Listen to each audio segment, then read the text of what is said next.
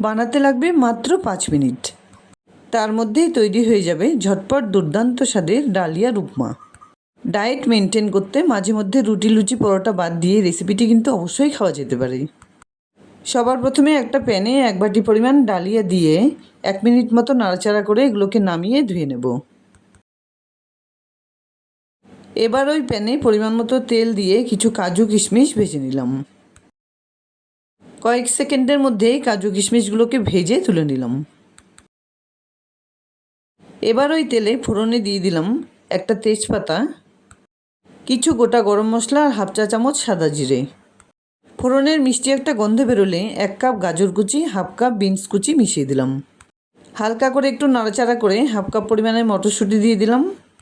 এবার স্বাদ মতো নুন, 3-4টে লঙ্কা কুচি, সঙ্গে 1 টেবিল চামচ আদা কুচি মিশিয়ে দিয়ে খুব সুন্দর করে এগুলোকে একটু নাড়াচাড়া করে রান্না করে নিচ্ছি। 1-1.5 মিনিট পর ভেজে ধুয়ে রাখা ডালিয়া মিশিয়ে দিলাম। এর সঙ্গে মিশিয়ে দিলাম 1 চা চামচ চিনি, হাফ চামচ ঘি। এই রেসিপিতে আমি কিন্তু পেঁয়াজ রসুনের ব্যবহার করিনি, তোমাদের ইচ্ছে হলে অবশ্যই করতে পারো। একটু নাড়াচাড়া করে ভেজে রাখা কাজু কিশমিশ দিয়ে দিলাম। এবার যে বাটি দিয়ে ডালিয়া নিয়েছিলাম সেই বাটি দিয়ে মেপে 2 বাটি পরিমাণ জল দিয়ে দিলাম।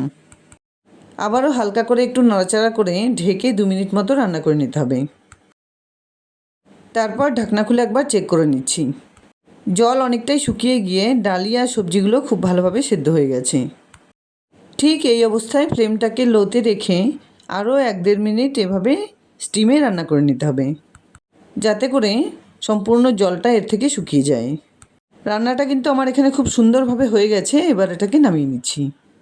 যাই হোক, সকালে ব্রেকফাস্টে বা রাতের ডিনারে বা যে কোনো উপোসের দিনে খাবার জন্য দুর্দান্ত স্বাদের নিরামিষ ডালিয়ার উপমা রেসিপি আমার রেডি অ্যান্ড সার্ভড। রান্নাটা ভালো লাগলে লাইক, শেয়ার, কমেন্টস করতে ভুলবে না প্লিজ। আর এরকম নিত্য নতুন রেসিপি পাওয়ার জন্য প্লিজ চ্যানেলটাকে সাবস্ক্রাইব করে পাশে থাকা বেল আইকনটা অলে করে দিও। আর এভাবে এই রেসিপিটি একবার বানিয়ে খাওয়ার অনুরোধ রইল। দেখা হচ্ছে নতুন কোনো রেসিপি নিয়ে। ভালো থেকো, ধন্যবাদ।